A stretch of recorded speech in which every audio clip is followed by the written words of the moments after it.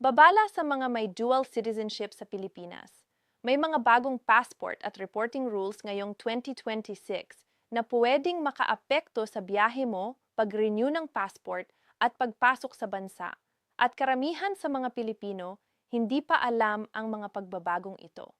May isang simpleng detalye na kapag nakaligtaan mo, maaari kang madelay sa immigration o magkaroon ng problema sa records mo. Kaya siguraduhing panoorin mo hanggang dulo dahil ipapakita namin ang eksaktong mga bagong patakaran at kung sino ang pinaka-apektado. At kung gusto mo ng mabilis at totoong updates para sa mga Pilipino tungkol sa passport rules, immigration alerts, at importanteng government changes, pindutin mo na ang subscribe dahil ang channel na ito ay para talaga sa ating mga Pilipino. Mahal na mga kababayan, kung ikaw ay isang Pilipino na nakatira sa ibang bansa o kung ikaw ay isa sa milyon-milyong dating Pilipino na nagkaroon na ng citizenship sa ibang bansa, kailangan mong marinig ito ngayon dahil ang taong 2026 ay nagdadala ng mahahalagang pagbabago at paalala na maaaring direktang makaapekto sa iyong katayuan bilang dual citizen ng Pilipinas. Hindi ito basta-bastang balita. Ito ay isang bagay na maaaring magbago ng iyong buhay, ng iyong karapatan, at ng iyong kakayahang makabalik sa ating inang bayan ng walang anumang abala o komplikasyon. Kaya naman, huwag ka munang lumayo, umupo ka sandali at pakinggan mo itong mabuti. Simulan natin sa pinakamahalaga, ang pagpapaalaala ng Bureau of Immigration ng Pilipinas para sa taong 2026. Maraming tao ang hindi nakakaalam na kahit na ikaw ay isang dual citizen na, may mga responsibilidad ka pa rin sa ilalim ng batas ng Pilipinas. Ang mga taong nakarehistro bilang dayuhan sa Pilipinas, kasama na ang ilang dating Pilipino na hindi pa natatapos ang kanilang proseso ng dual citizenship, ay kinakailangang mag-ulat ng personal sa Bureau of Immigration sa loob ng unang 60 araw ng taon. Para sa 2026, ibig sabihin nito ay mula ika-1 ng Enero hanggang ika-1 ng Marso 2026 lamang. Ito ay alinsunod sa Republic Act 562 o ang tinatawag na Alien Registration Act of 1950 at ito ay isang mandatoryong obligasyon na may katumbas na parusa kung hindi ito susundin. Maaaring pagmultahin ka, idemanda, o mas malala pa, maipakulong. Kaya kung hindi ka pa nakakagawa nito ngayong 2026, mahalaga na kumilos ka na agad. Ngunit bago tayo lumayo sa puntong ito, alamin muna nating mabuti kung sino talaga ang mga tinatawag na dual citizen ng Pilipinas. Ang pinakakilalang batas ukol dito ay ang Republic Act 9235 na mas kilala bilang ang Citizenship Retention and Reacquisition Act of 2003.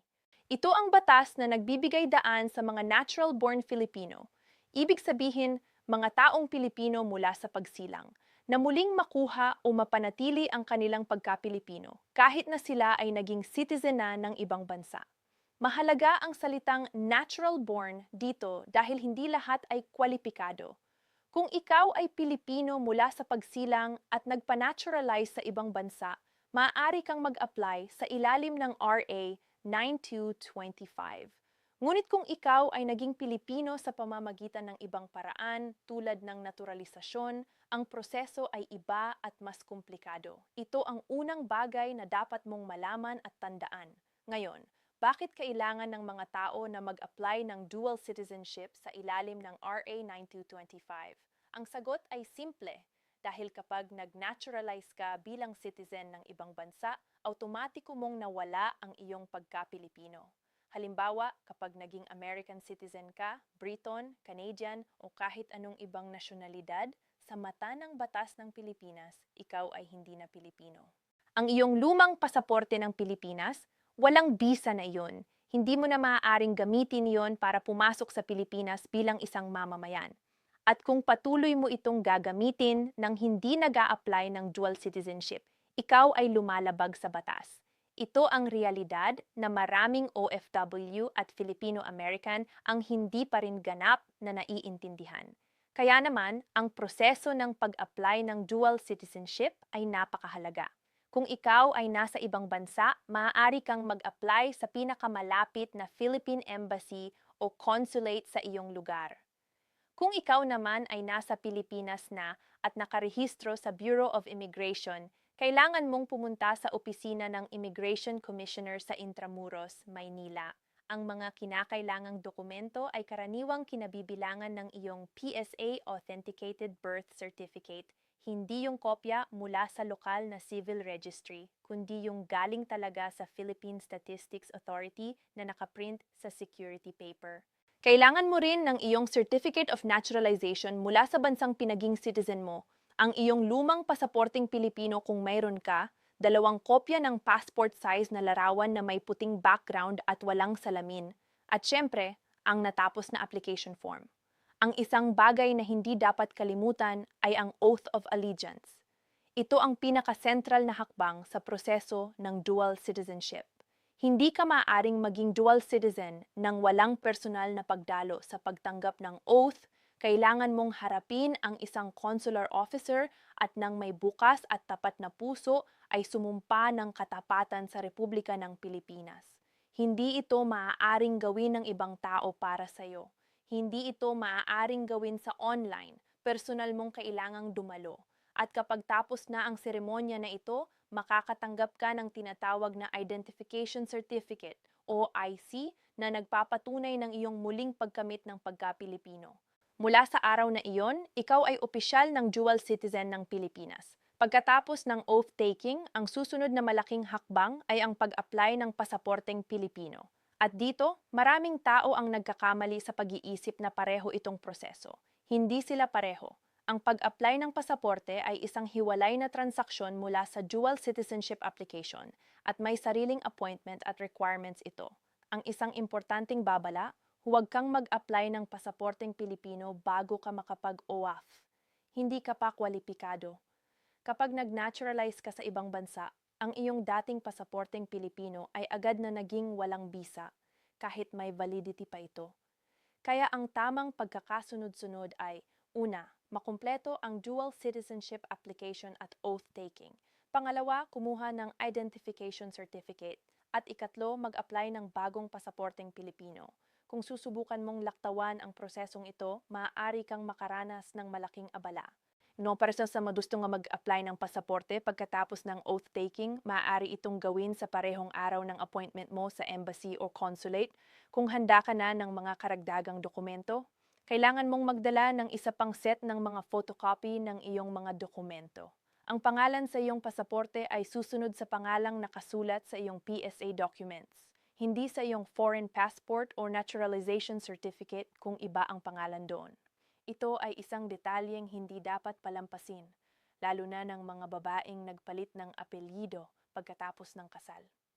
Ngayon, pag-usapan natin ang isa sa mga bagay na madalas na tanong ng mga kababayan natin, ang mga benepisyo ng dual citizenship. Bakit sulit ang lahat ng papeles at prosesong ito? Una sa lahat, bilang dual citizen sa ilalim ng RA 9225, ikaw ay may karapatang magmay-ari ng lupa at real estate sa Pilipinas. Ito ay isang malaking bagay dahil ang mga dayuhan, kahit sila ay dating Pilipino na walang RA 9225, ay konstitusyonalmente ipinagbabawal na magmay-ari ng lupa sa ating bansa. Isipin mo na lang ang lahat ng mga kababayan nating naghihirap na mapanatili ang lupa ng kanilang pamilya dahil sa legal na komplikasyon. Sa RA 9225, maaari mong mapanatili at mapalawig pa ang iyong pinaglalabanang ari-arian sa inang bayan. Bukod pa rito, maaari kang magtrabaho sa Pilipinas nang walang karagdagang work visa o alien employment permit. Kung nais mong magnegosyo, maaari kang mag-put up ng 100% Filipino-owned na negosyo kasama na ang mga industriya na nakareserba para sa mga Pilipino tulad ng media at utilities. Maaari ka ring bumoto sa mga pambansang eleksyon ng Pilipinas sa pamamagitan ng overseas absentee voting para sa presidente, vice-presidente at senado. At syempre, ang pinaka-praktikal na benepisyo, maaari kang pumasok at lumabas ng Pilipinas nang walang limitasyon gamit ang iyong pasaporteng Pilipino nang hindi na kailangang mag-apply ng visa o mag-extend ng stay. Para sa maraming kababayan nating gustong regular na makabalik sa Pilipinas, ito ay nagbibigay ng kalayaan na hindi mabibili ng pera. Mayroon pa ring isa pang napakahalagang aspeto na nais naming talakayin at ito ay tungkol sa mga bata. Maraming magulang ang hindi alam na ang kanilang mga anak na wala pang 18 taong gulang ay maaaring isama sa kanilang RA 9225 application bilang derivative citizens. Ibig sabihin, kapag ikaw ay naging dual citizen, ang iyong mga anak na hindi pa kasal at wala pang 18 taon ay automatikong maaaring makasama sa iyong aplikasyon.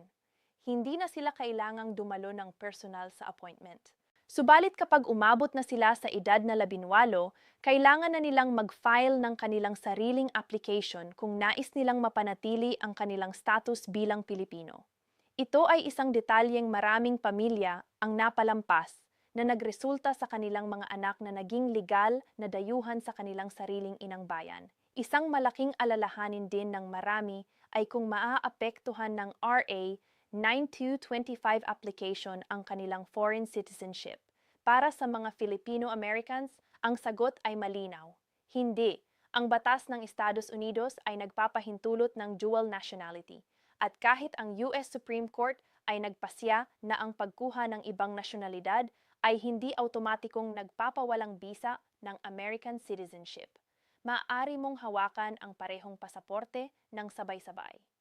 Ang mahalagang alituntunin lamang ay gamitin ang iyong American passport kapag pumasok at lumabas ng Estados Unidos, at gamitin ang iyong Philippine passport kapag pumasok at lumabas ng Pilipinas. Kapag nagbiyahe ka sa pagitan ng dalawang bansa, maganda na dalhin mo ang parehong pasaporte para walang kalituhan sa imigrasyon ng alinmang bansa. Ngunit may isang mahalagang babala para sa mga nag-iisip na tumakbo para sa katungkulan sa Pilipinas. Kung nais mong maging kandidato sa isang posisyon sa lokal o pambansang pamahalaan ng Pilipinas, kailangan mong personal at formal na isarenunsyo ang iyong foreign citizenship bago ang anumang halalan. Hindi sapat ang basta-basta pagpapahayag lamang. Kailangan ng isang opisyal na dokumentong nagsasaad ng iyong pagtanggi sa iyong foreign citizenship na isasumite sa mga angkop na awtoridad. Ito ay isang kondisyon na hindi maaaring laktawan ng sinumang dual citizen na nagnanais na magserbisyo sa gobyerno ng Pilipinas. Ngayon naman, pag-usapan natin ang isang aspeto na madalas na pinag-uusapan sa mga komunidad ng mga OFW, ang buwis o taxation. Ito ay isang sensitibong paksa na kailangan ng malinaw na pag-unawa. Sa ilalim ng batas ng Pilipinas, ang mga non-resident citizens, kasama na ang mga dual citizen na naninirahan sa ibang bansa, ay binubuwisan lamang sa kanilang kita mula sa Pilipinas. Ang kita na iyong kinukuha sa ibang bansa ay karaniwang hindi kasama sa pagbubuwis ng Pilipinas. Subalit para sa mga American dual citizens, ang sitwasyon ay mas komplikado. Ang Estados Unidos ay nagbubuwis sa lahat ng kita ng kanyang mga mamamayan saan man ito nakuha sa buong mundo, anuman ang kanilang dual citizenship status. Kaya naman, lubos na inirerekomenda na kumonsulta sa isang tax professional na may kaalam sa batas ng parehong bansa bago gumawa ng anumang hakbang. Isang napakahalagang bagay din na nais naming bigyang diin ay ang pagre-report ng iyong kasal at kapanganakan ng iyong mga anak sa Philippine Embassy o Consulate. Marami sa ating mga kababayan ang nag-aasawa sa ibang bansa at nagkaanak doon, ngunit nakalimutan o hindi alam na kailangan pa ring iulat ito sa Philippine Statistics Authority sa pamamagitan ng embassy o consulate na may jurisdiksyon sa lugar ng kasal o kapanganakan. Kung hindi mo ito ginawa, maaaring magkaroon ng mga komplikasyon sa mga dokumento ng iyong asawa at mga anak sa hinaharap, lalo na kung kailangan nilang mag-apply ng Philippine passport o gumamit ng kanilang pagka-Pilipino para sa iba't ibang legal na layunin. Huwag hayaang maging problema ito sa hinaharap. Ayusin ito ngayon habang may pagkakataon pa. Para sa mga nag-aalala tungkol sa processing time ng kanilang aplikasyon, alam naming napakahirap na maghintay. Ang karaniwang oras ng pagproseso ay mula 2 hanggang 6 na linggo depende sa embassy o consulate kung saan ka nag-apply. May ilang embassy na nag-aalok ng same-day oath-taking kung kumpleto ang iyong mga dokumento, ngunit ang pagkuha ng iyong identification certificate ay maaaring tumagal ng ilang linggo pa pagkatapos ng oath-taking. dahil ito ay pinoproseso ng Bureau of Immigration sa Maynila at pagkatapos ay ipapadala sa iyo sa pamamagitan ng embassy. Para sa pasaporte naman, maaari itong tumagal ng 1 hanggang 2 buwan. Kaya planlahin mo ang iyong mga hakbang ng maaga, lalo na kung mayroon kang malapit na pagbiyahe sa Pilipinas. Kung ikaw ay isa sa mga taong naninirahan sa Pilipinas at nag-a-apply doon, ang proseso ay dumadaan sa Bureau of Immigration sa Intramuros, Maynila. Maaari mong personal na pumunta doon o makipag-ugnayan sa kanilang opisina para sa mga detalye ng proseso. Ang BI ang pangunahing ahensya na namamahala sa implementasyon ng RA 9225 at sila rin ang naglalabas ng Identification Certificate pagkatapos ng iyong oath-taking. Ang isang bagay na nais naming ipaaalala sa bawat isa sa inyo ay ito. Ang pagkakaroon ng dual citizenship ay hindi lang isang legal na katayuan. Ito ay isang pagpapahayag ng iyong pagmamahal at pagkakaugnay sa iyong inang bayan. Kahit na matagal ka nang nakatira sa ibang bansa, kahit na ikaw ay ipinanganak na sa ibang lupain, ang dugo ay nananatiling dugo. Ang pagiging Pilipino ay hindi lamang nakasalalay sa pasaporte na hawak mo. Ito ay nasa iyong puso, sa iyong mga pagpapahalaga, sa pagmamahal mo sa iyong pamilya at sa iyong kultura. Ang RA 9225 ay isang regalo ng ating gobyerno sa mga kababayan nating nagsipunta sa ibang sulok ng mundo upang harapin ang mas magandang kinabukasan, habang nananatiling konektado sa kanilang pinagmulan. Kaya naman, kung hindi ka pa nag-a-apply ng dual citizenship, ngayon ang pinakamagandang panahon para gawin ito. Huwag nang mag-atubili pa.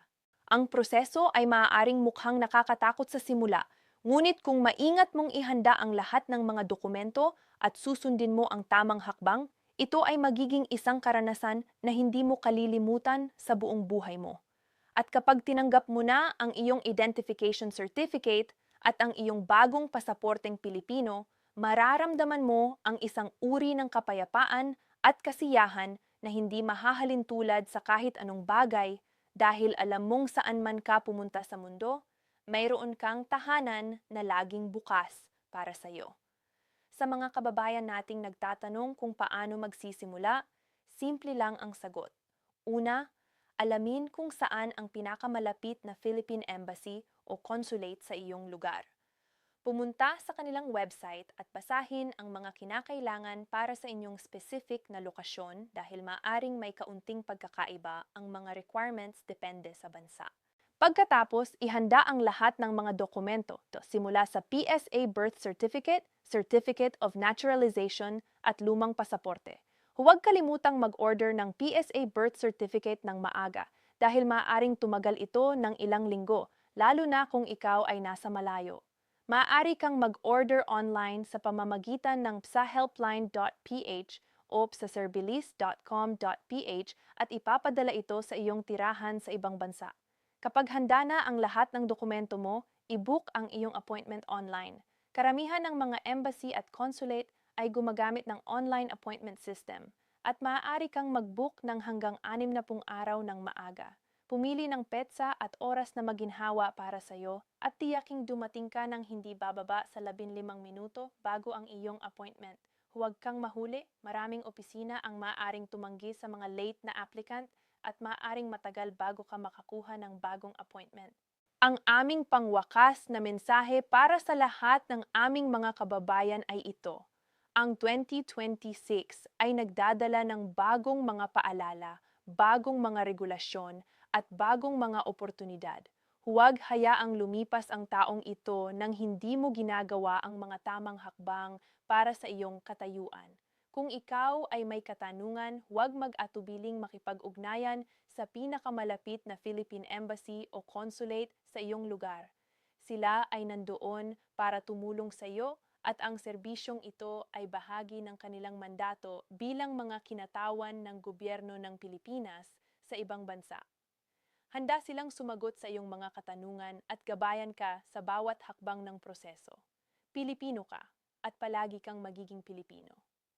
Ang tanong lamang ay kung gagawin mo ang mga hakbang para opisyal itong mapanatili.